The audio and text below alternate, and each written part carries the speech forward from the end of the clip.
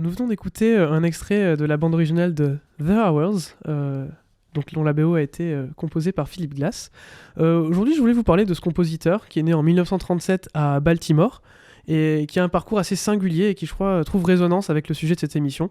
On peut dégager de sa carrière une dynamique de rapport à l'image et aux arts performatifs. En effet, Glass a composé en premier pour le théâtre, puis pour l'opéra et enfin pour le cinéma. Je vous propose de parcourir ensemble les différents visages de ce compositeur au goût et au style hétéroclite. Déjà, il faut savoir que Philip Glass a eu deux grands maîtres dans sa formation. D'un côté, Nadia Boulanger, sa professeure au Conservatoire de Paris, qui lui a enseigné le contrepoint, l'harmonie, tout le côté classique. Et de l'autre, Ravi Shankar, maître du sitar et de la musique indienne. Philip Glass est d'ailleurs parti en voyage en Inde en 1965 et il a pu participer à la bande originale du film Chapaka aux côtés de ce même Ravi Shankar. Et la musique répétitive indienne restera donc une grande influence sur son esthétique.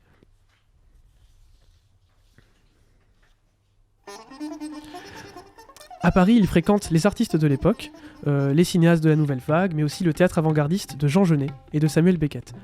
Il est souvent désigné comme un minimaliste, mais il dit lui-même préférer le terme de theatre composer. Il s'investit énormément dans la musique de scène et en premier lieu dans le théâtre expérimental. De retour à New York, il fonde une troupe avec sa compagne Joanne Akalaitis, qui est elle-même metteuse en scène, et il occupe la fonction de compositeur en résidence.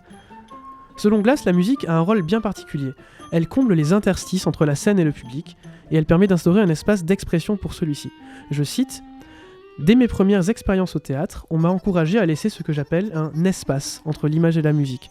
En fait, c'est précisément cet espace qui est nécessaire pour que les membres du public aient la perspective ou la distance nécessaire pour créer leur propre signification individuelle.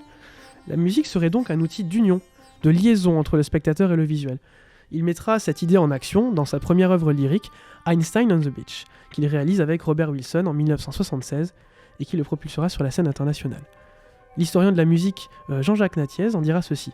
Les premières expériences scéniques de Philip Glass et Robert Wilson s'inscrivent dans le mouvement marginal de la performance, où musique, gestes et éléments verbaux fusionnent dans une forme sans référence au modèle de l'opéra ou du théâtre musical européen. Elle vise une forme totale dans laquelle la musique n'est qu'une partie parmi d'autres. Après cette expérience de l'opéra, Glass s'attaque au grand écran. Encore une fois, il nous montre que la musique peut être un outil supplémentaire dans cette forme artistique collaborative qu'est le cinéma. Au même titre que le théâtre ou l'opéra, il réunit visuel, mouvement et son. Il met donc sa vision de la narration musicale au service du 7e art, aux côtés du réalisateur Godfrey Reggio, ou encore lorsqu'il signe la BO du film North Star, qui narre la vie du sculpteur Marc di Suvero. Glass propose alors une traduction musicale de chacune des 9 sculptures présentées dans le film. Il dira lui-même « Je n'écris pas la musique pour accompagner le film, j'écris la musique qu'est le film ». Lorsqu'il travaille la deuxième fois avec Godfrey Reggio, Glass inverse le processus et il compose sa musique avant même que le réalisateur n'ait commencé le tournage. Il considère que la bande originale d'une production peut entièrement changer notre perception du film et peut-être même influer sur celui qui réalise le film. Donc Glass participe aussi à recomposer la musique de certains longs métrages. Il adapte notamment 3 œuvres de Jean Cocteau, Orphée en 1991, La Belle et la Bête en 1994 et Les Enfants Terribles en 1996. Glass prend en compte le jeu d'acteur, il supprime la bande originale d'origine et en compose une nouvelle entièrement synchronisée avec le film. C'est quand même assez rare de voir des films adaptés en opéra, alors que l'inverse est quand même plus fréquent. Il pousse cette idée à son paroxysme en 1998, lorsqu'il compose une bande originale pour le film Dracula, de Tony Browning, qui datait de 1931, qui était à l'origine un film sans musique. Et je crois que dans ces réécritures de musique de film, le grand intérêt réside dans le projet théâtral. On ne peut pas vraiment qualifier cette musique de film, car la musique de film, c'est la musique qui était écrite à la base pour accompagner le film. Donc, dans le cas de Jean Cocteau, c'était la musique écrite par Georges Auric. Et généralement, la musique de film est quand même en retrait par rapport à l'image. Un film ne met pas souvent la musique en avant. Elle est faite pour soutenir l'action et se trouve naturellement reléguée, la plupart du temps, du côté des, je mets des gros guillemets, musique d'ambiance. Écouter une musique de film seule est parfois un peu fade, sans le soutien visuel. Ce n'est pas le cas ici, où Glass, même si sa musique est très en lien avec l'image, il est possible d'écouter l'opéra sans le film. Dans le film La Belle et la Bête notamment, la musique est réellement l'égale du film, et l'image est un peu comme une pièce de théâtre où la scène est remplacée par l'écran. Dans les performances de cette œuvre, les films originaux sont projetés pendant la performance, et les acteurs du film sont doublés en quelque sorte en direct par les chanteurs. On a ici, on pourrait presque dire que c'est le film qui accompagne la musique. Glass dira « Le film original comprend déjà la bande-son de George Auric, tandis que ce que j'ai fait, c'est du théâtre musical avec accompagnement de film. Et je trouve que c'est le contrepoint ainsi créé entre les chanteurs et l'image qui est merveilleux. » Donc chez Glass, ce n'est pas seulement, la musique n'est pas seulement un soutien au visuel, mais son équivalent, dans lequel l'un sans l'autre perd tout son intérêt. Et ce processus permet finalement de réinstaurer une hiérarchie, dans laquelle la musique n'est plus reléguée à un accompagnement, mais vraiment comme un élément de performance aux côtés de l'image. On peut réécouter un extrait de la bande originale du film The Hours, qu'on a écouté en début d'émission.